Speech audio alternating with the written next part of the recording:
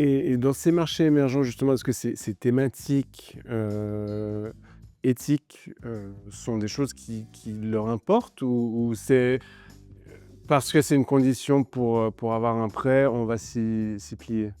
Bon, alors, je dirais que j'aime pas utiliser l'anglicisme awareness sans faire Jean-Claude Van Damme, mais il ne faut pas croire, je veux dire, avec l'avancement de la technologie, avec l'avancement des moyens de communication, ces marchés émergents sont très aware et au même ou à même de connaître l'importance que l'environnement social, que l'environnement économique, que l'environnement terre, eau, air a sur la société. Donc c'est des gens qui ne veulent pas vivre dans des poubelles, entre guillemets. Je suis désolé d'utiliser l'image.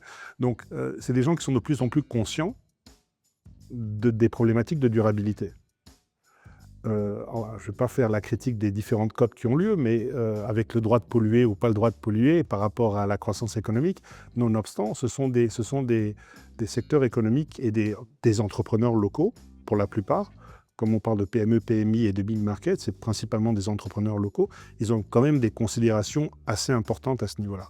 Donc, ce n'est pas forcément qu'on a besoin de les convaincre, mais on a besoin de convaincre de l'alignement d'intérêts qu'on peut avoir et aussi de les soutenir dans cette recherche d'efficience.